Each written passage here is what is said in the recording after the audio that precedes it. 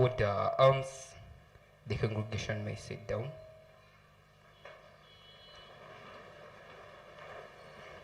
Parade, stand attention. Turnings left, turn.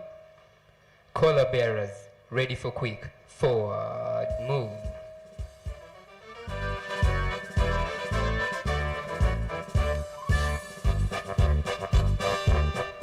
Parade, stand attention. Pathfinder, stand attention. Ready for quick.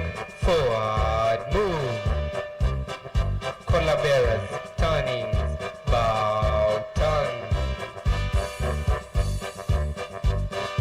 Left, right, left. Long pace, long pace, long pace, long pace, long pace, long pace, long pace, long pace, long pace, long pace. Red, red, bow, turn. Red, left wheel. Left wheel. Left wheel.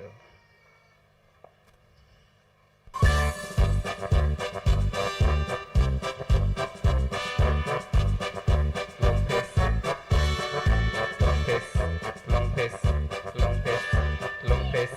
Right wheel. Pathfinders, forward, move.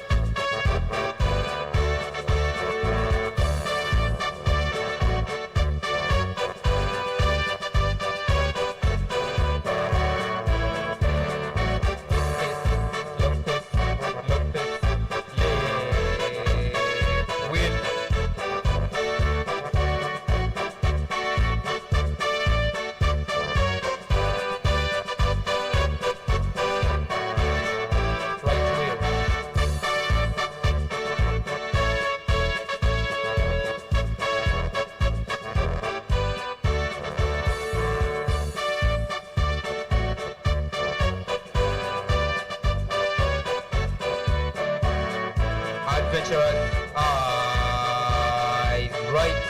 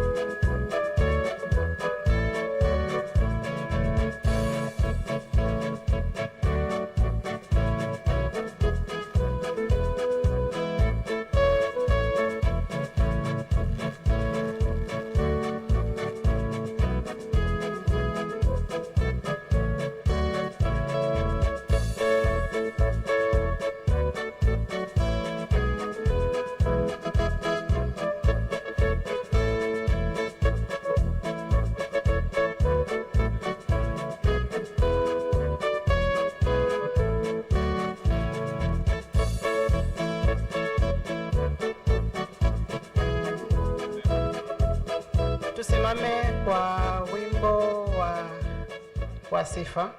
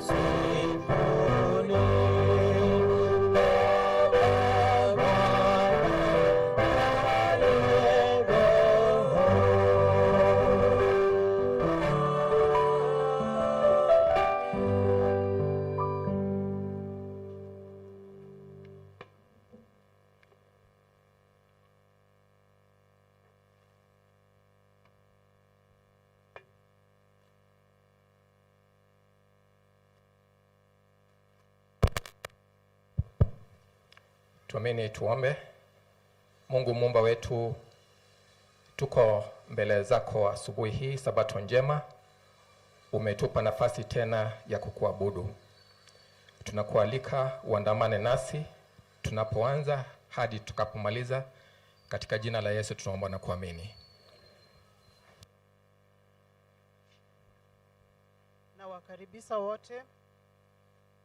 Nawakaribisha wote in the afternoon program for induction, and we have been present with 98 Pathfinders ambao wameregister TISFA, but naomba wale watoto ambao wako age 10 to 15 kindly karibu wote. Wale watoto ambao wako 4 to 9 tumefanikiwa kupata 70. Naomba tuendelee kuwa register ndio tufanye kazi pamoja. Mungu awabariki.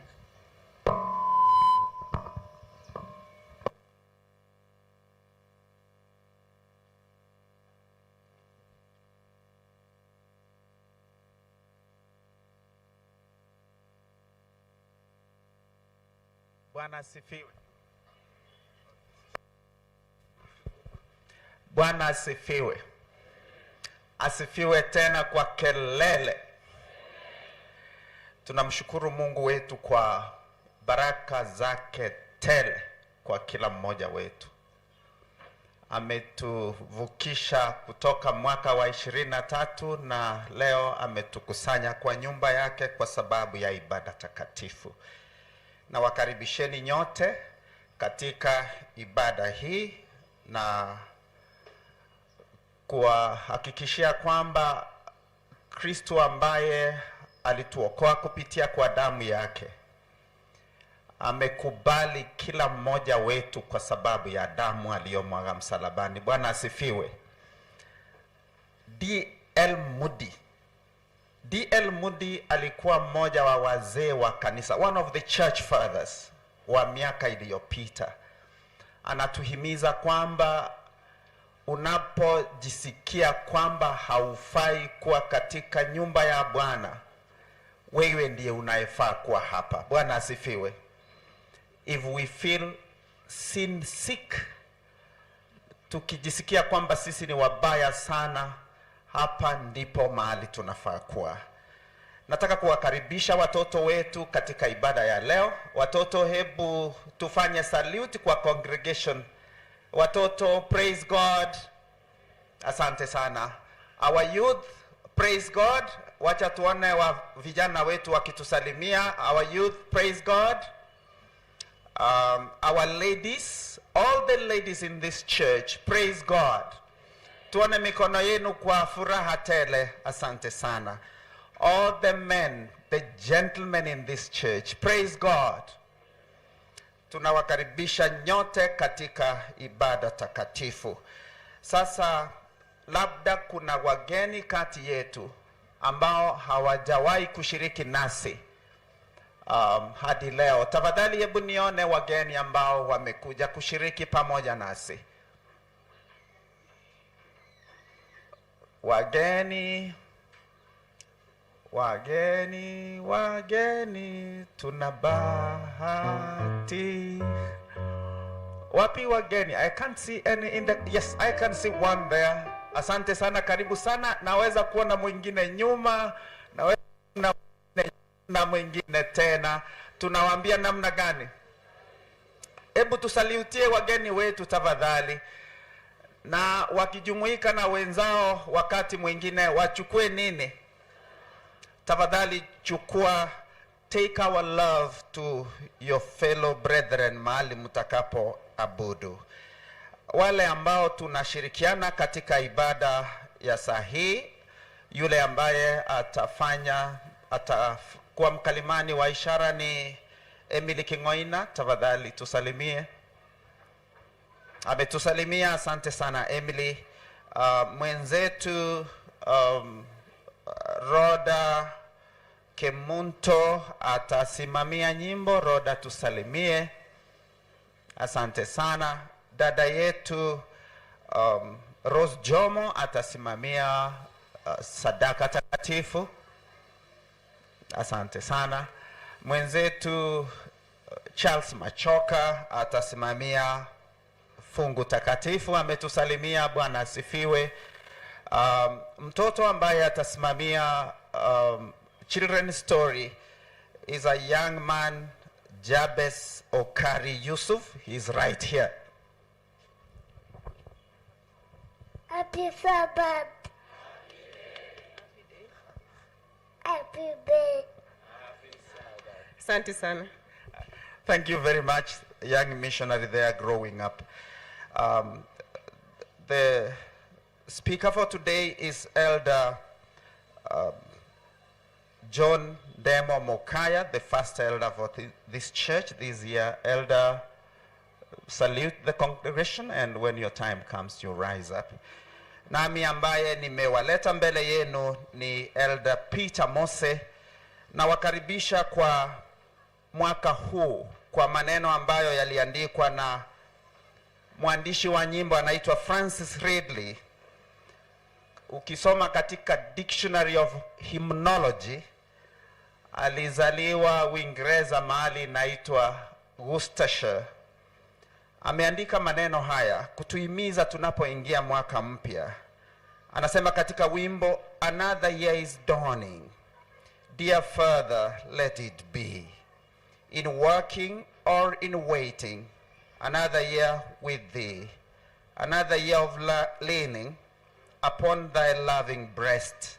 Another year of trusting, of quiet, happy rest. Mungu atubariki zote siku hii na sabato zote 52 kwa mwaka wa 24, na atutayarishe kwa kurudi kwa mtoto wake. Kwa jina la Kristo tumeomba na kuamini. Amen.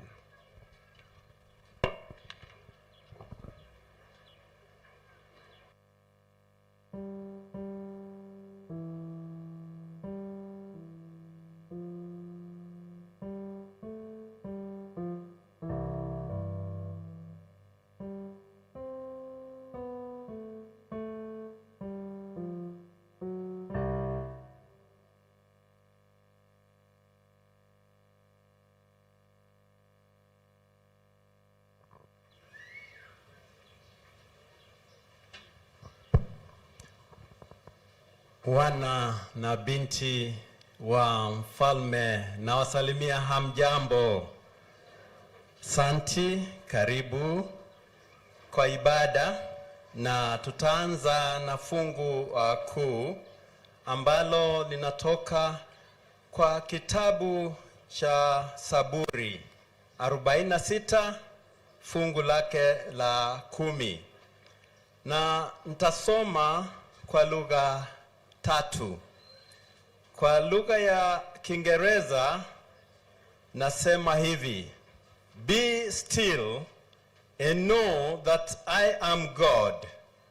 I will be exalted among the heathen. I'll be exalted in the earth.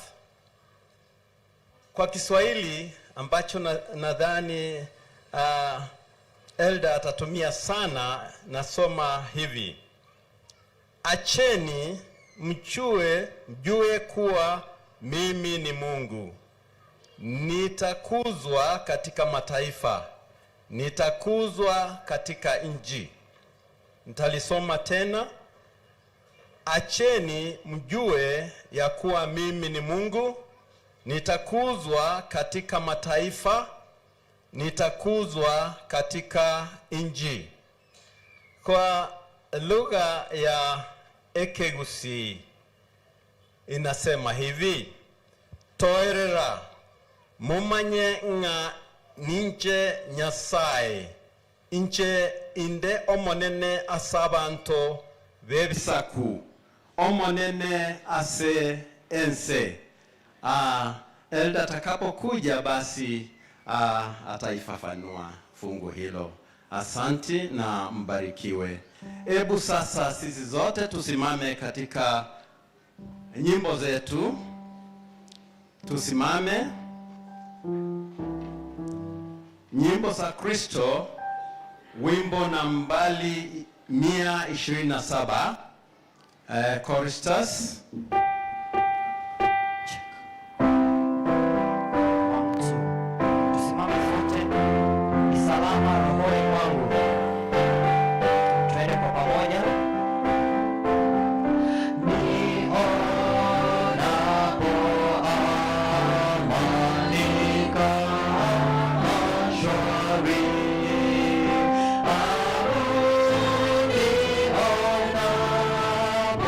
Shida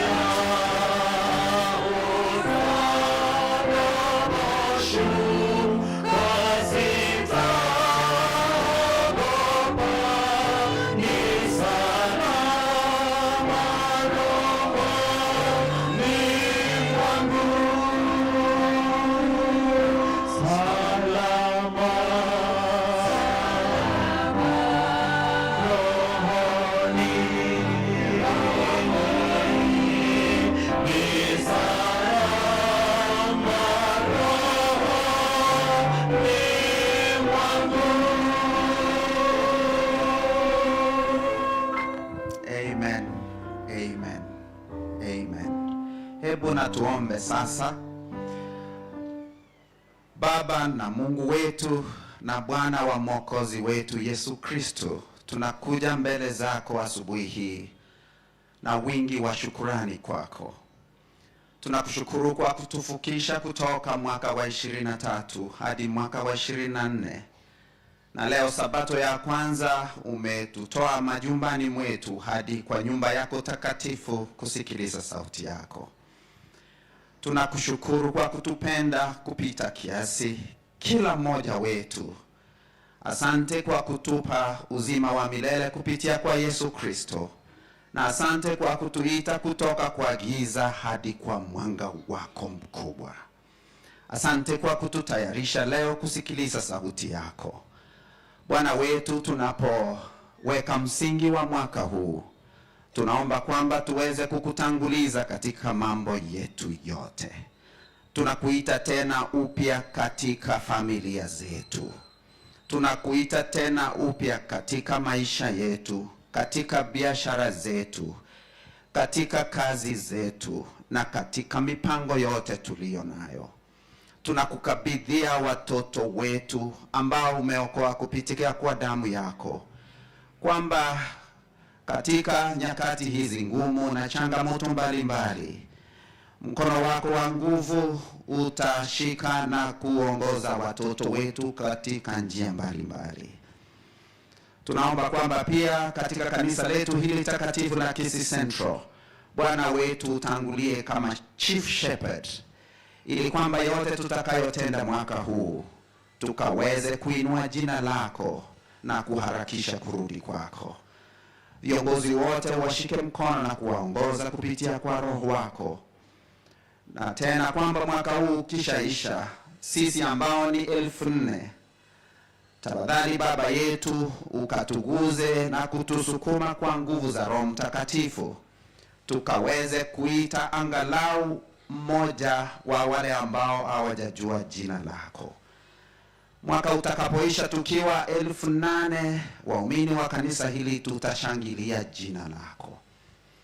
Sasa tunakabidhi serikali ya nchi hii katika mikono yako.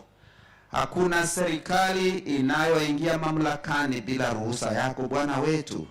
Na kwa sababu hiyo tunawakabidhi viongozi wote kutoka rais hadi kiongozi wa chini zaidi kwa mikono yako. Wao ni binadamu ambao wako na udhaifu mbalimbali, lakini wewe ni Mungu mwenye nguvu tele, Mungu mwenye hekima. Tunaomba kwamba ewe Mungu uwainue kupitia kwa nguvu zako, wakaweze kuelekeza hii nchi kwa upeo wa juu zaidi. Elder John Ndemo ambaye atazungumuza asubuhi hii ya leo, tunaomba kwamba ukaguze vinywa vyake, kwamba tusimuone, tukaweze kusikia sauti yako. Na sote hivi maelfu hawa ambao wamekaa hapa, tafadhali tusamee makosa yetu na tutayarishe kwa kurudi kwako kwa mawingu. Sasa utusikie na ututendee kushinda yale ambayo tumetamka kwa ombi hili fupi, kwa sababu tumeamini kwa jina safi la Yesu Kristo ambaye ni Bwana na Mwokozi wetu. Amen.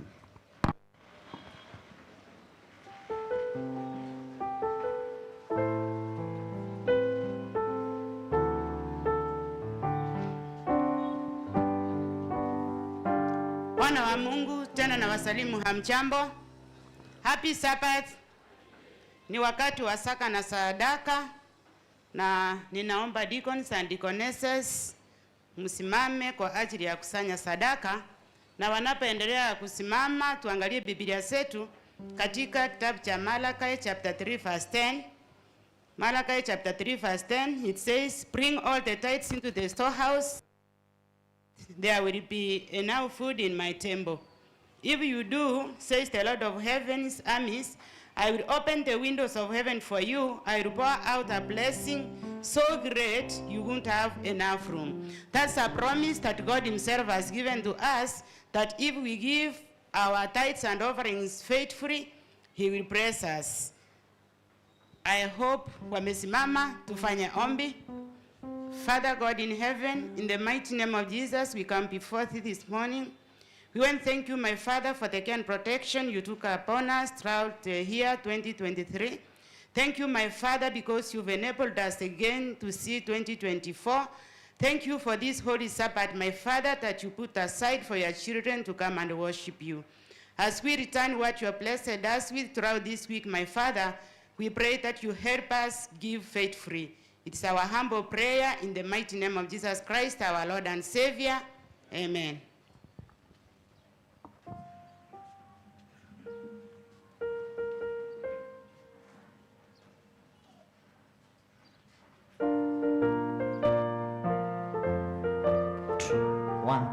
Tunawaita akina mama waje kwa wimbo tunapoimba 95 95.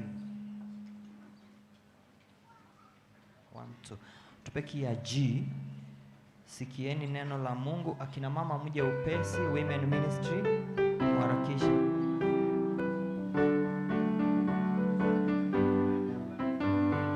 Sikieni neno la Mungu wetu, zileteni zaka kwa hazina, leteni na mioyo yenu yote, ni baraka itakuja. Zileteni zaka kwa hazina, kanijaribu sasa nazo nitakupeni mibaraka zaidi ya nafasi ya kupewa. Wataka Roho Mtakatifu kwako, uzilete zaka kwa hazina, ukae karibu na Bwana wako, ndipo utabarikiwa. Zileteni zaka kwa hazina, kanijaribu sasa nazo nitakupeni mibaraka zaidi ya nafasi ya kupewa. Je, una kasoro na Bwana wako? Uzilete zaka kwa hazina, uzilete kama alivyosema, ndipo utabarikiwa. Zileteni zaka kwa hazina, kanijaribu sasa nazo nitakupeni mibaraka zaidi ya nafasi ya kupewa. Ushukuru kwa Number 70,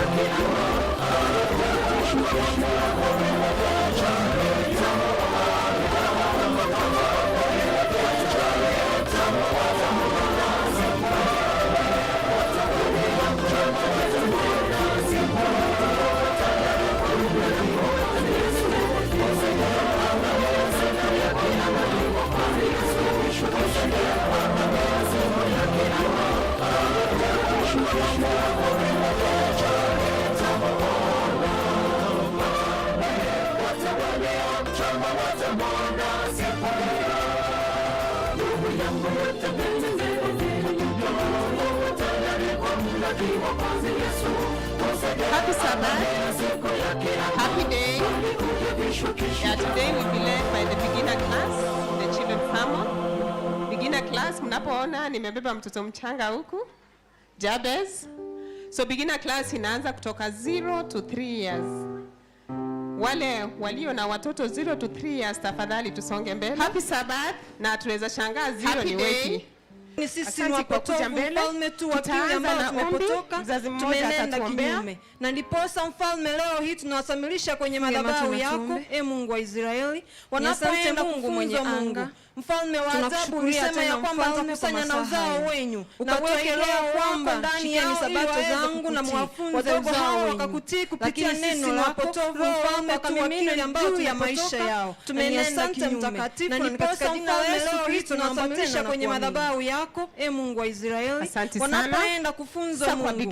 Mfalme wa ajabu ulisema ya kwamba nitakusanya na uzao wenyu, na weke roho wako ndani yao ili waweze kukutii. Wadogo hao wakakutii kupitia neno lako, roho wako akamimina juu ya maisha yao. Na ni asante mtakatifu, na katika jina la Yesu Kristo naomba tena na kuamini.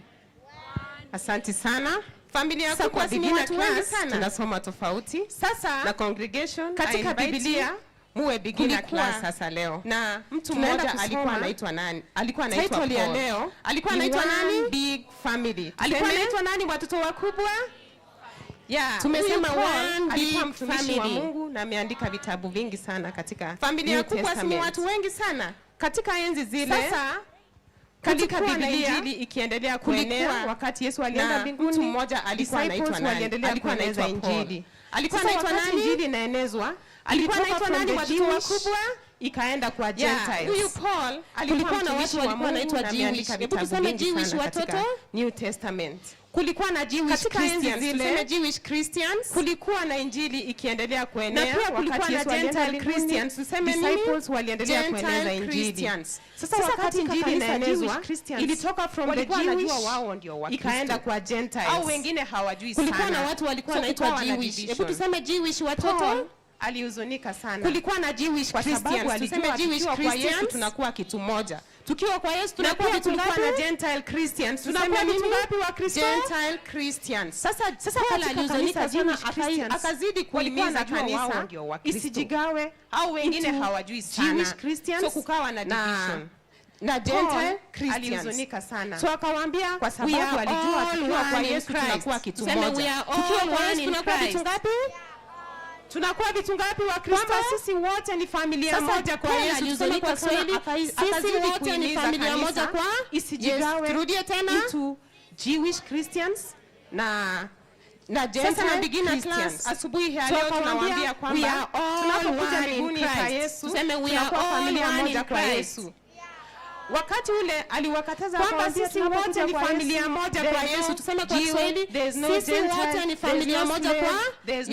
Turudie tena. There is no young, there is no old, there is no male, there is no sasa female. Na beginner class asubuhi ya leo tunawaambia kwamba tunapokuja mbinguni kwa Yesu, wanapokuja familia moja kwa Yesu, hakuna mtoto. Wakati ule aliwakataza akawaambia hakuna tajiri, hakuna maskini, hakuna wale ambao si wa SDA na wale ambao ni wa master, hakuna wale ambao wanakuwa wanakuwa female. Wote tumesema so asubuhi ya leo wale kitu cha muhimu tunachosema kama beginner class, hakuna mtoto, hakuna mtu mkubwa. Tuseme hivyo, hakuna tajiri, hakuna maskini, hakuna wale ambao si wa SDA, tunaomba pamoja.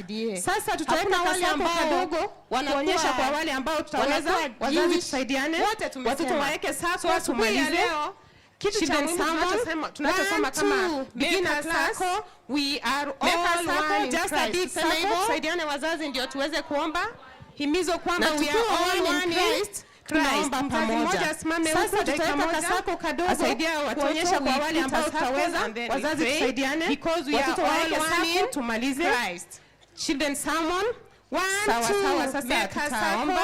Tujaribu kupanua hiyo sako kidogo. Just a big circle. Wale wazazi ndio tuweze kuomba. Watoto wanasoma na we are all one in. So tukitengeneza sako hivi moja tuonyesha kwamba we are all one in. Asaidia watoto tutafanya ombi tumalize children sermon because we are all one in Christ.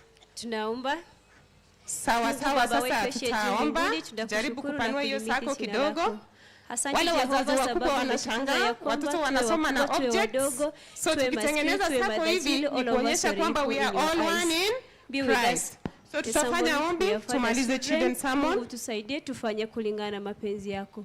Mnenaji wa siku anapoenda kusimama kunena na sisi watu wakubwa, tunakushukuru na kukabidhi mikononi mwako, umsaidie kulingana na mapenzi yako. Wale ambao wanasafiri kwa siku nzima, tuwe maskini mkononi mwako, ili leo kuwasaidia kila mmoja. Wale ambao bado hawajakujua, tuwakabidhi mikononi mwako. Yesu, tuma Roho wako Mtakatifu tunapoanza hii mwaka, Sabato ya kwanza. Yesu, watu wa mbinguni, watoto wako wakujue na wakutambue. Mahali tumeenda kinyume na mapenzi yako, kulingana na mapenzi yako. Wale ambao wanasafiri kwa siku nzima, tuwakabidhi mikononi mwako, ili leo kuwasaidia kila mmoja. Wale ambao bado hawajakujua, tuwakabidhi mikononi mwako. Yesu, tuma Roho wako Mtakatifu tunapoanza hii mwaka, Sabato ya kwanza.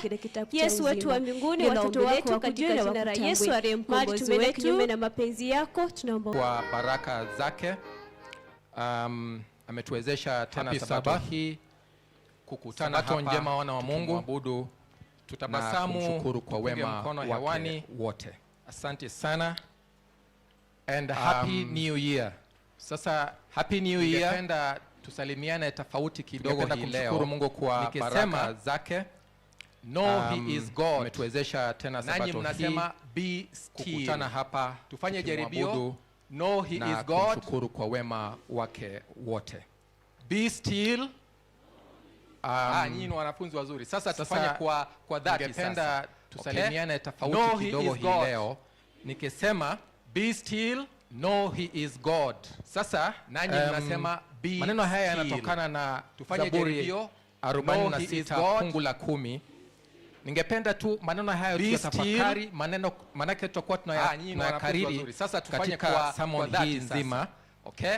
Na he is God. Pia tuyakumbuke, tuyatie katika mioyo yetu. Sasa maneno haya yanatokana na Zaburi 46 fungu la 10. Ningependa tu maneno haya tuyatafakari, manake tutakuwa tunayakariri. Pastor Duncan katika sermon hii nzima, mwanafunzi wa theolojia pale, pia tuyakumbuke tu cha Adventista Baraton katika mioyo. Anajiunga nasi kwa mafunzo ya tajriba, experiential learning, niaba ya pastor. Kwa hivyo atakuwa nasi pastor, karibu tusalimie Duncan na nasi tukaribishe kanisani. Pastor Duncan Motanya ni mwanafunzi wa theolojia pale kwa jina la Yesu. Katika chuo chetu cha Adventista Baraton. Kwa majina naitwa Pastor Duncan. Anajiunga nasi jinsi Elda amesema mafunzo ya tajriba, experiential learning Baraton. Kwa hivyo atakuwa nasi pastor, karibu tusalimie katika huduma ya Bwana. Nasi tukaribishe kanisani. Karibu. Namkaribisha. Thank you Pastor Angalia. Na wasalimu kwa jina la Yesu. Amjambo. Thank you very much. Karibu sana. Kwa majina naitwa Pastor. Kuna kikundi kingine ningependa kukaribisha. Jinsi Elda amesema, niko katika chuo kikuu cha Baraton, the final year. Ningependa kujiunga nanyi katika huduma ya Bwana. Mungu awabariki. Mnamkaribisha Pastor Angalia. Mikono hiyo inakaribisha Janet, kijana wangu mkubwa ambaye anaitwa Ndondi. Kuna kikundi kingine ningependa kukaribisha, kikundi cha familia yangu. Iwapo mnaweza kusimama tafadhali, naona wameketi pale pembeni. If you can please stand and wave. Huyu ni mke wangu Janet, kijana wangu mkubwa ambaye anaitwa Ndondi, na mwingine mdogo ambaye anaitwa Nathan. Karibuni. Wengine wana ndefu ambazo ni kama wanashindana na Abrahamu kwa urefu wa ndevu. Lakini sasa mimi ningependa kuomba kwamba pia imani yao iwe kama ile ya Abrahamu. Sio watoto hao peke yao, lakini watoto wote, hasa wale ambao wanarudi katika mashule na colleges kwa kipindi hiki kipya cha mwaka. Ningependa kusoma fungu kuu ambalo tutakuwa tunalizingatia, alafu kisha tutaomba tuingie katika mahubiri. Fungu kuu linatoka katika Zaburi 46 fungu la 10. Tafadhali fungua Biblia yako, twende pale. Zaburi 46 fungu la 10. Biblia inasema acheni. Tafsiri zingine zinasema tulieni. Acheni au tulieni, mjue kuwa mimi ni Mungu.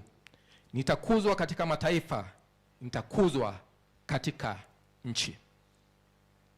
Fungu lingine ambalo tutazingatia ni Mwanzo 15 fungu la kwanza hadi la 5, Genesis 15 verse 1 to 5, nayo inasema, baada ya mambo haya neno la Mungu likamjia Abrahamu katika njozi likanena, usiogope Abrahamu, mimi ni ngao yako na thawabu yako kubwa sana. Fungu la pili, Abrahamu akasema, Bwana Mungu, utanipa nini nami naenda zangu hali sina mtoto, na atakaye miliki nyumba yangu ni huyu Eliezeri Mdameski? Abrahamu akasema, tazama, hukunipa uzao, na mtu aliyezaliwa nyumbani mwangu ndiye mrithi wangu. Sasa sikia jibu la Mungu. Fungu la 4, nalo neno la Mungu la Bwana likamjia likinena, huyu hata kurithi, bali atakayetoka katika viuno vyako ndio atakaye kurithi. Fungu la 5, akamleta nje. Sikiza kwa maskini sasa fungu hili. Akamleta nje akasema, tazama sasa mbinguni, kazihesabu nyota kama ukiweza kuhesabu. Akamwambia, ndivyo utakavyokuwa uzao wako. Tuombe. Asanti Mungu kwa nafasi ya kukuabudu asubuhi tena. Kwa njia spesheli Mungu Baba, tunakushukuru kwa sababu ya kutuvusha katika mwaka huu 2024. Umekuwa mwema kwetu, umetembea nasi katika kipindi kigumu cha 2023. Mwaka huu tena tungependa kuanza nawe Mungu Baba. Andamana nasi kama vile ulivyomwahidi Abrahamu, zaidi ya vile ambavyo aliuliza. Tunaomba kwamba utimizie mahitaji yetu. Andamana nasi katika funzo hili, naomba katika jina la Yesu aliye mwokozi wetu. Wana wa Mungu, mahubiri ya leo nimeyapa kichwa, Be Still, O Selfie Generation. Tulieni enyi kizazi cha selfie. Sasa selfie, najua wengi wanajua selfie ni nini. Selfie ni ile picha ambayo mtu unajipiga mwenyewe. Mnajua Aya, selfie ni ile picha ambayo unajipiga mwenyewe. Lakini katika matumizi haya Zaburi 46 ambalo tulisema, Mungu anashauri be still. Be still. Kuwa still, kutulia au kuacha ni kufanya nini? Kutulia au kuacha is to set aside what you think is possible by your own effort as a human being. Kumwacha Mungu badala yake achukue usukani katika maisha yako. Wengi wamekuwa na shida nyingi, hasa sasa tunapotazamia kufungua mwaka. Karo zinahitajika, mahitaji mengine ya nyumbani yanahitajika. Mahusiano yetu katika familia zetu pengine yana changamoto. Mungu anatushauri be still. Sasa hii inashughulika au inajihusisha na mambo yafuatayo. Na ningependa tunapopitia mafungu haya tutafakari katika maisha yetu, tujiulize iwapo you are still ama wewe umechukua selfie. Kama vile tulisema selfie ni kujiangalia wewe kama binadamu.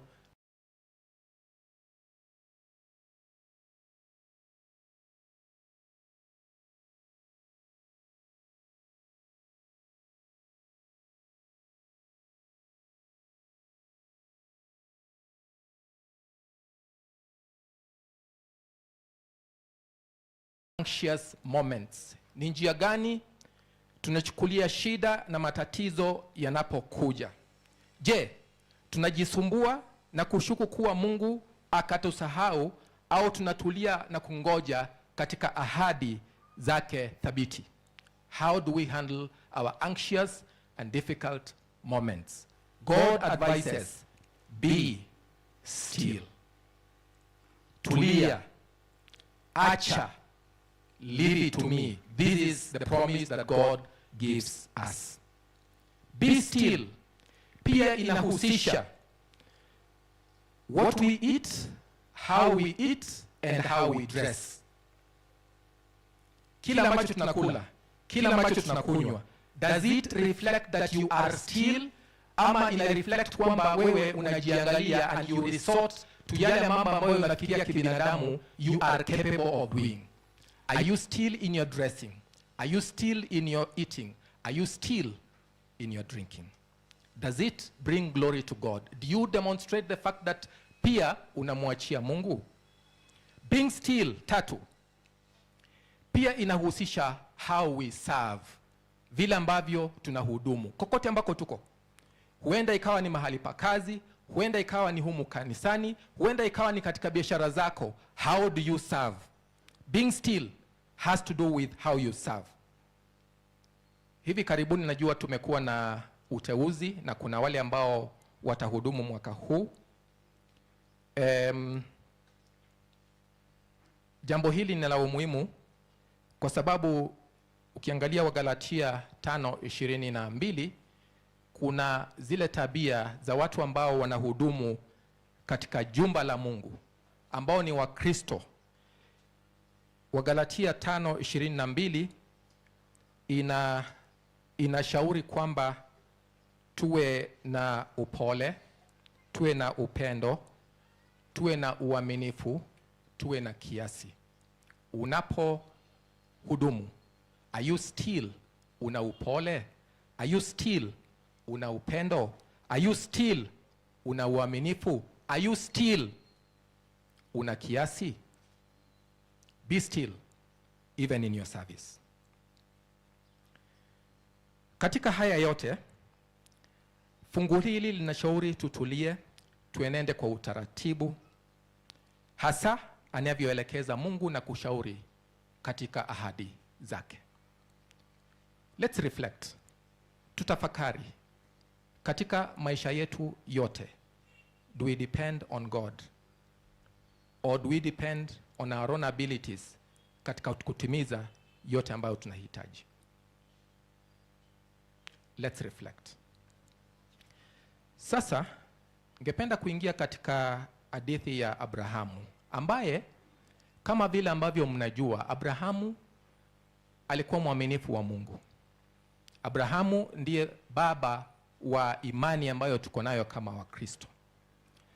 Lakini kama mimi na wewe, alipitia changamoto za kimaisha. Alipitia changamoto za kimaisha. Na hadithi ambayo tumesoma, ambayo iko katika Mwanzo 15 fungu la 1 hadi la 5, lina mambo ambayo tungependa kuyazingatia.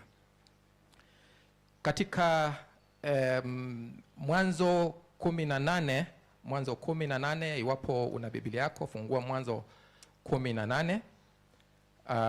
Alafu weke kidole pale, tutangulize, alafu tutafuatia kwa maelezo. Mnakumbuka kama vile ambavyo tulisoma hapo awali, Abrahamu alimuuliza Mungu, iweje kwangu Mungu mimi ambaye sina mwana? Yule ambaye ataniridhi ni yule ambaye amezaliwa hapa nyumbani mwangu. Mungu alimjibu kwa njia gani? Alimwambia, toka nje, kahesabu nyota iwapo waweza, uzao wako utakuwa mithili ya nyota zile. Wana wa Mungu, angalia katika Mwanzo 18, uangalie tu jinsi ambavyo kibinadamu mara nyingine, even Abraham himself, even Sarah herself was not still. Katika 18 hiyo, fungu la 9 hadi 15, Biblia inasema, iwapo umefika pale, wakamwambia, yuwapi Sara mkeo? Akasema, yuko hemani. Akamwambia, hakika nitakurudia wakati huu mwakani, na tazama, Sara mkeo atapata mwana wa kiume. Sara akasikia mlangoni pa hema iliyokuwa nyuma yake. Sasa sikizeni kwa makini anavyojibu Sara katika mawazo yake. Basi Ibrahimu na Sara walikuwa wazee na umri wao mkubwa, na Sara alikuwa amekomaa katika desturi ya wanawake. 12, la umuhimu kabisa. Kwa hivyo Sara akacheka moyoni mwake. Wapenzi wa Bwana, Sara akacheka moyoni mwake. Here is an instant where Sarah was not still. She took a selfie instead. She looked at her abilities and said, it is not possible for me to give birth again. But is that so? Sarah akacheka moyoni mwake akisema, niwapo mkongwe nitapata furaha na bwana wangu mzee. Bwana akamwambia Ibrahimu, 13, mbona Sara amecheka akisema mimi kweli nitazaa mwana nami mzee? 14, kuna neno gani lililo gumu la kumshinda Bwana? Wana wa Mungu, kuna neno gani gumu la kumshinda Bwana? Kwa muhula wake nitakurudia wakati huu mwakani, na Sara atapata mwana wa kiume. 15, akanena Sara akisema, sikucheka, maana aliogopa. Naye akasema, sivyo umecheka. Abraham alipokuja kwa Mungu alikuwa na ombi. Na Mungu akamwambia, tazama mbinguni, kazihesabu nyota iwapo waweza, hivi ndivyo utakuwa uzao wako. God answered Abraham's wish beyond his expectation. Ni ombi langu kuwa, na nadharani ni ombi la kila mmoja, kwamba katika mwaka huu wa 2024 tunapotarajia Mungu ajibu maombi yetu, may he answer your prayer beyond that which you ask. Amen.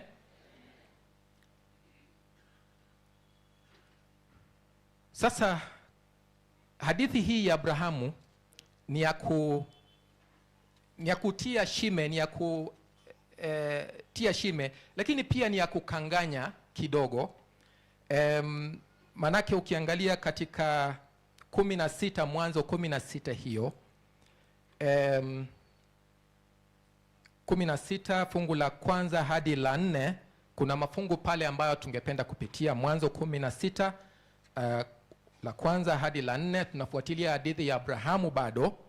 Basi Sarai mkewe Abrahamu hakumzalia, naye alikuwa na mjakazi Misri jina lake Hajira. Sarai akamwambia Abrahamu, basi sasa Bwana amenifunga tumbo nisizae. Umuingilie mjakazi wangu, labda nitapata uzao kwa yeye.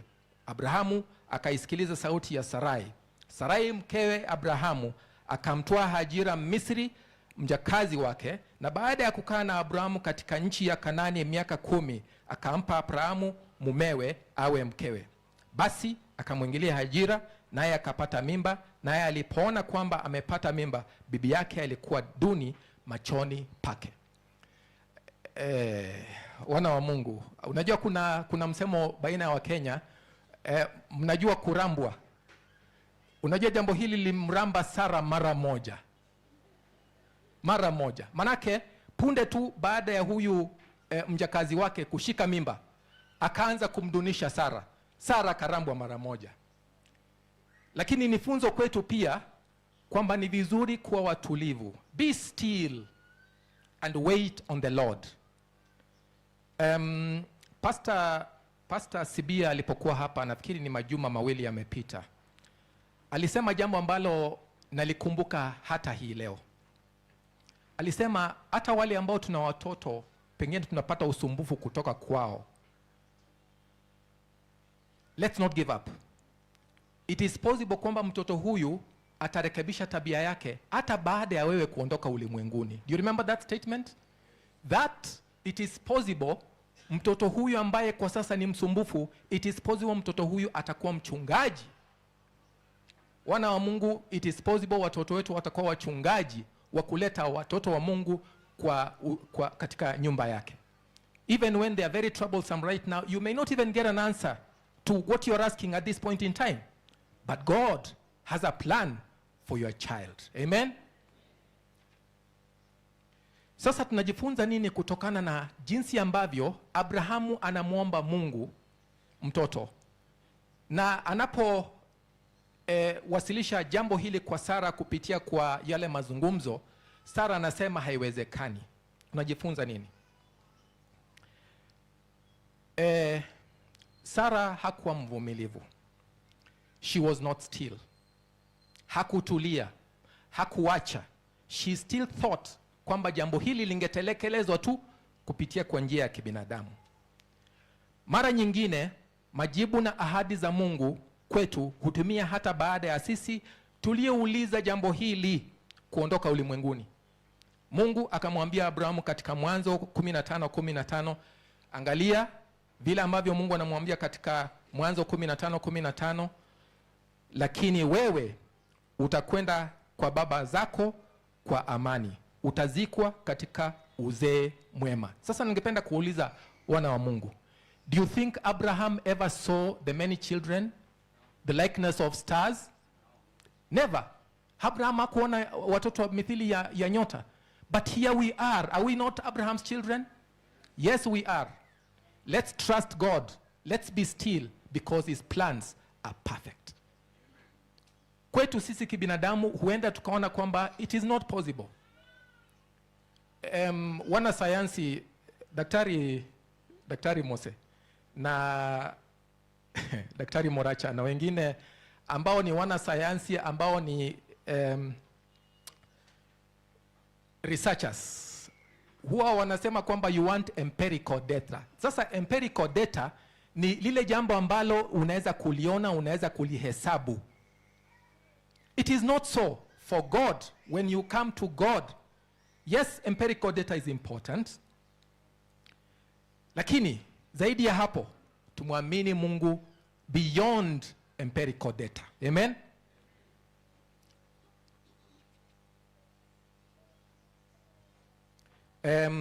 Ili tuweze kuona shida ambayo ilitokana na uchaguzi wa Sara wa kufikiria kwamba huenda jambo hili lisitimie kwa njia ya kibinadamu, tuangalie Paul anasema nini katika Wagalatia 4, Wagalatia 4 kuhusu uzao wa Ishmael ukitofautishwa na uzao wa Isaac. Wagalatia 4 fungu la 21.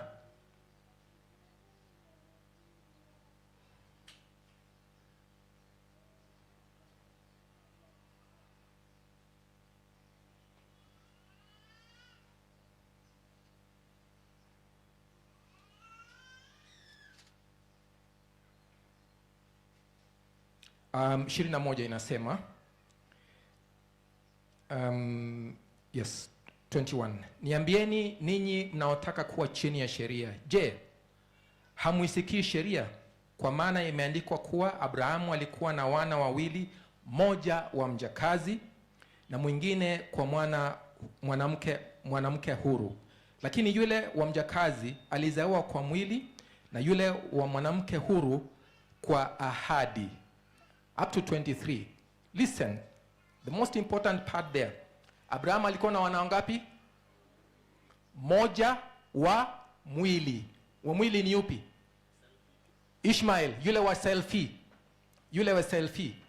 Lakini kuna mwingine ambaye alikuwa ni wa ahadi. Wana wa Mungu, tunapoomba kwa Mungu mwaka huu atutimizie mahitaji yetu, atembee nasi, let us do that kwa njia ya kuamini ahadi zake. Let's not try shortcuts, njia za mikato. Mara nyingine watu husema kwamba iwapo sina pesa na kuna nafasi ya kupata mlungula hapa, basi nitaenda njia ya mlungula. Wana wa Mungu, let's remain honest, let's remain faithful to njia za ahadi. Njia za ahadi kama vile Paul amesema hapa zinachangia katika kupata mwana wa ahadi. Na mwana wa ahadi kama vile Abrahamu alipata kujua ni uzao ambao mithili yake ni nyota angani. Amen. Sasa kuna hali zingine ambazo mara nyingine inakuwa ni vigumu kutulia. Watu huenda wakasema mara nyingine kuna hali inakuwa ni vigumu kutulia. Sikiza huu mfano. Tarehe 28 mwezi wa Aprili mwaka 1988, ndege ambayo ilikuwa imewabeba watu 379 ilipaa angani kutoka katika mji wa Honolulu. Honolulu ni mji mkuu wa kisiwa cha Hawaii kilicho Marekani. Ndege hiyo Boeing 737 ilipaa angani kutoka Honolulu kwenda katika kisiwa kingine ambacho kinaitwa Hino. Hii ilikuwa ni safari ya 4 hiyo siku. Ni safari ya dakika 40 peke yake. Kwa hivyo ilikuwa ni safari ya 4 kwa hiyo ndege kwa hiyo siku. Ilipofika futi 1024 kukatokea mlipuko mkubwa katika hiyo ndege.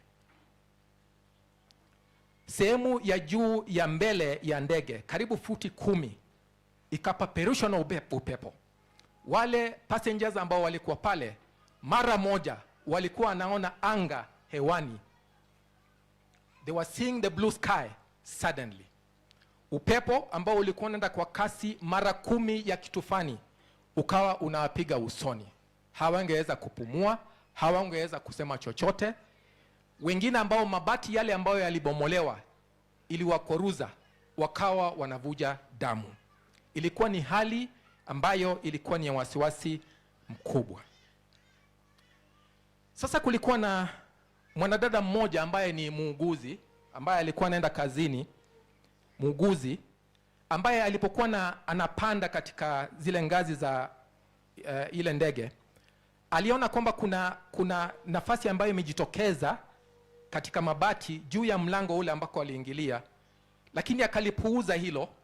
Mwanadada huyu ambaye alikuwa ni muuguzi, jina lake Elsa, alipoona jambo lile limetokea, alikuwa ameketi pale nyuma, kwa hivyo yeye hakuathirika sana.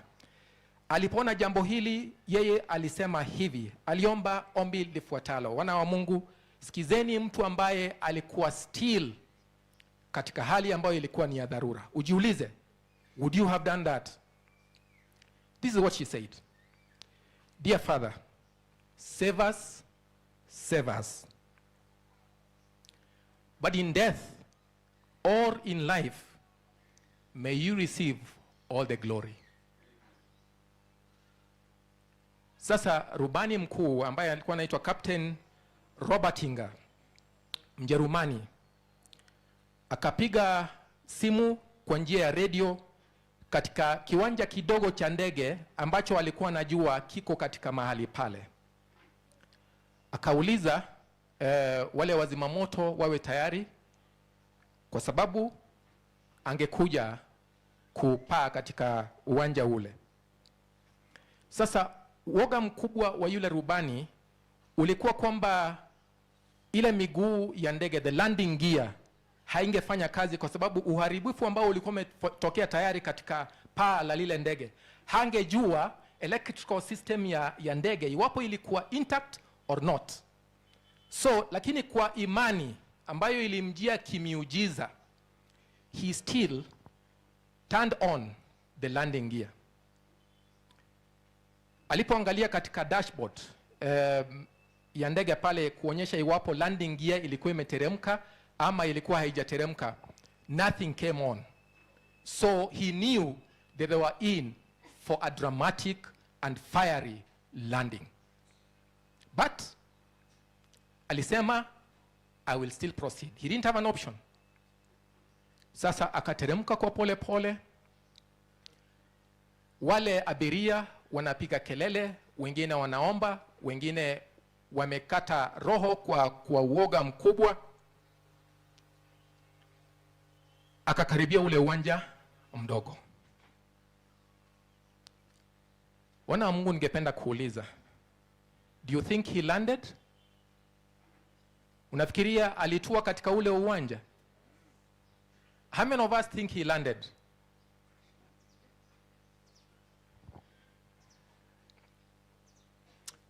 Haya, tutamaliza hii hadithi, lakini kwa haraka ningependa tuende katika Mwanzo tuko karibu kumaliza. Mwanzo 21 fungu la 8 hadi 12.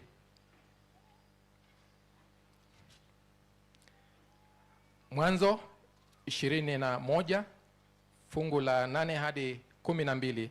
Bado tunaandamana na Abrahamu na familia yake. Hapo awali najua mnakumbuka kwamba tulibaini tabia za kizazi cha selfie, na baadhi yazo ni mawazo na vitendo ambavyo vinashehenia, ambavyo vimejaa ubinafsi. Sasa Mwanzo 21 8 hadi 12 inasema hivi: mtoto akakua, akaachishwa kunyonya. Huyu ni mtoto ambaye Sara alimpata baada ya ahadi ya Mungu kutimia. Mtoto akakua, akaachishwa kunyonya. Ibrahimu akafanya karamu kuu siku ile Isaka alipoachishwa kunyonya.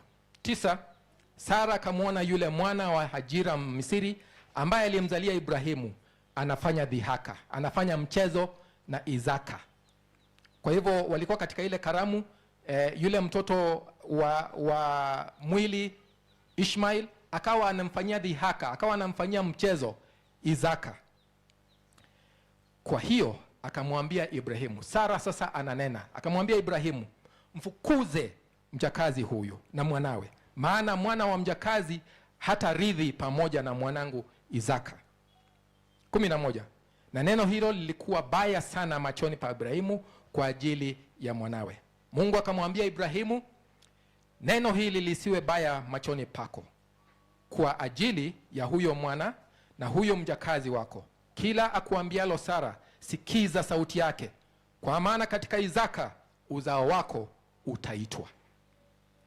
Wana wa Mungu, inafika nyakati zingine inabidi tunaweka mpaka baina ya mambo ya kimwili Ishmael na mambo ya ahadi za Mungu Isaac. Tunachouliza wakati huu tunapoanza mwaka huu kwamba tuweke tofauti baina ya mambo ya kimwili ambayo tumekuwa nayo, tuweke mipaka baina ya yale ambayo yatatufaa kulingana na ahadi za Mungu. Sasa ombi hili ambalo yule muuguzi, yule ambaye alikuwa katika ile ndege aliomba, limekaribiana sana na ombi lingine ambalo najua wengine wameliona katika mitandao ya kijamii hivi karibuni. Ombi hili liliombwa na huyu ambaye amekuwa ni mkurugenzi wa Women Ministries, ambaye alifariki nafikiri ni kama majuma mawili yaliyopita, ambaye alikuwa ni Director of Women Ministries katika General Conference. Mama huyu alisema katika ombi lake, ushuhuda wake, ushuhuda wake ulikuwa na ombi, na alisema hivi katika ushuhuda huo. Najua wengi wamesoma mambo haya, lakini nitayasoma tu tena. This is what she wrote. Nitasoma kwa Kiingereza. On Monday night, after the oncologist gave me her report, I was alone. Joe and the children were not there, and so like Hezekiah, I turned my face to the wall and talked to my father. I claimed Philippians 4, 6, and 7. I told my request to God. Father, heal me completely as you will. What I desire is that in life or in death, you receive all the glory and praise.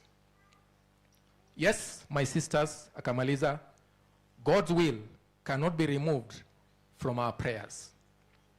Wana wa Mungu, huenda tunapitia mambo ambayo ni magumu, mengine yanakuwa ni kama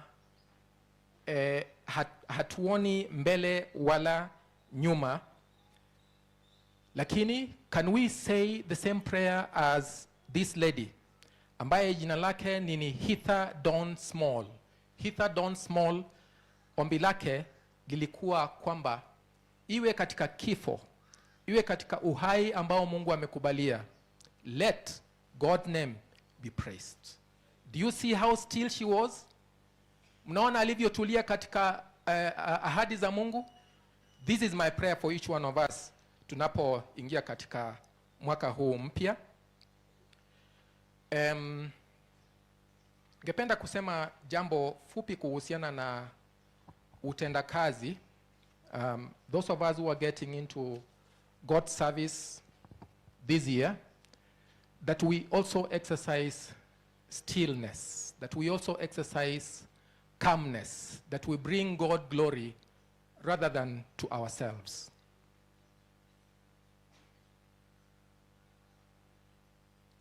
Mama White anaandika katika kitabu ambacho kinaitwa Christian Service, na anasema maneno haya, tusikize kwa makini. The glory of the Church of God is in the piety of its members. For there is a hiding of Christ's power. The influence of the sincere children of God may be esteemed of little worth, but it will be felt throughout time and rightly revealed in the day of reward. Wacha nijaribu kusema maana yake kwa Kiswahili ili tuweze kuelewa sote. Utukufu wa kanisa la Mungu umo katika utakatifu wa washiriki wake. Maana hapo ndipo nguvu za Yesu zilipofichika. Mvuto wa wana wa haki wa Mungu huenda kukakosa kushabikiwa. It may not be common. Huenda kukakosa kushabikiwa. Lakini kutakuwa maana nyakati zote na utadhihirika wakati wa kiyama. Men of God, women of God, children of God, let's serve God with humility, with piety, kwa utakatifu. That is what is most influential.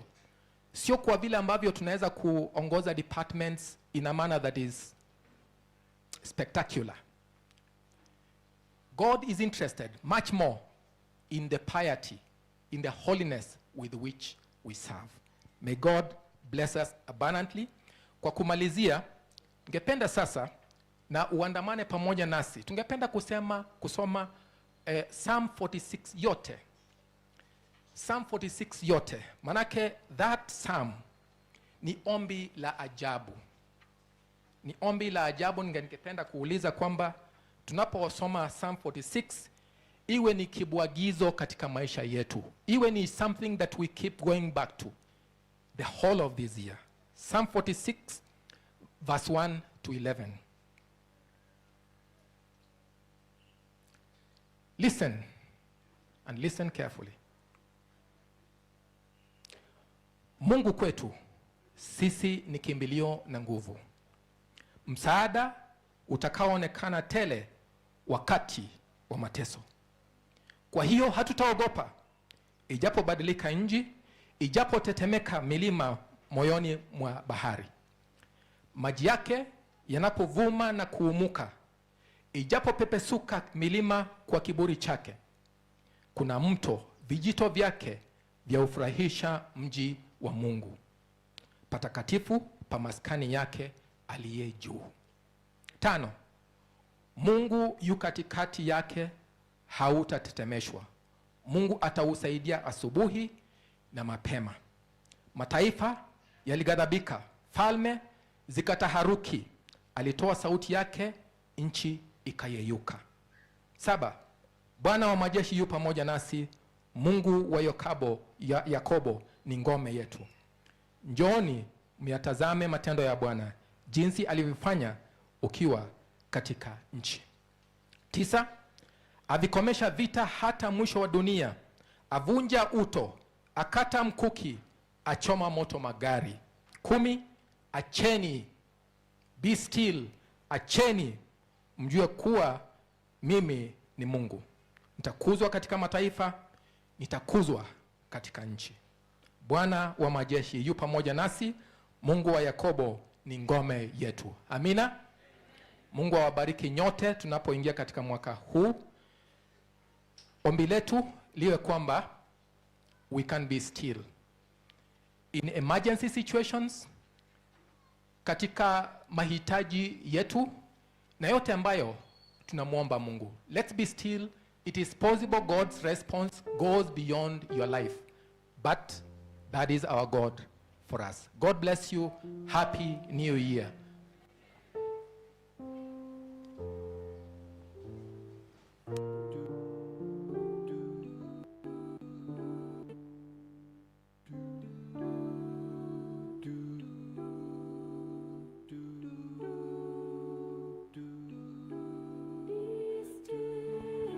Tutasimama sisi wote kwa wimbo wetu, our theme song number 127. Our choristers kindly help us.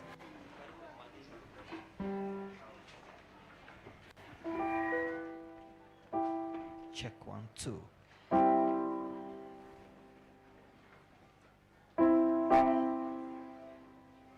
Tupe key.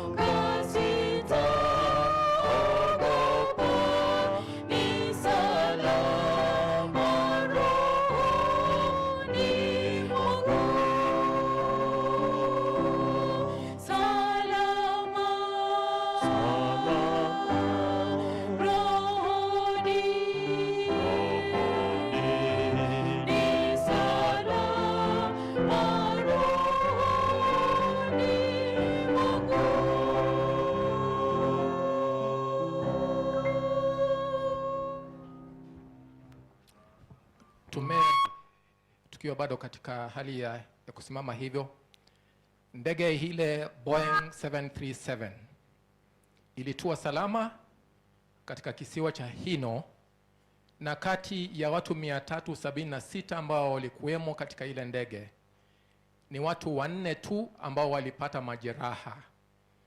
Amen.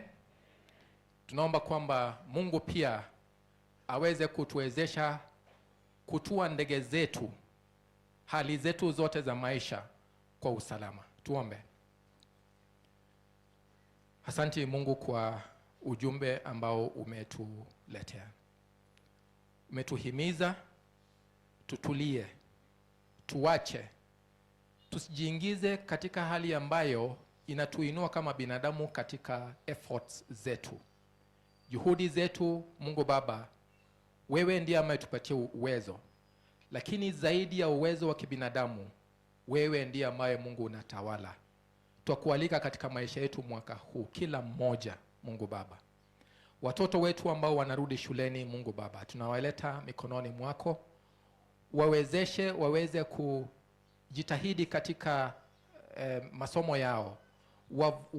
Waepushe Mungu Baba na vishawishi ambavyo vitawaharibia maisha, kukiwemo madawa ya kulevya, kukiwemo utovu wa nidhamu, kukiwemo kutosikiza watu ambao ni wazima. Mungu Baba, tunaomba kwamba uwafungulie milango kila mmoja, wale ambao wanaenda vioni, wale ambao wanaenda katika shule za upili kwa mara ya kwanza.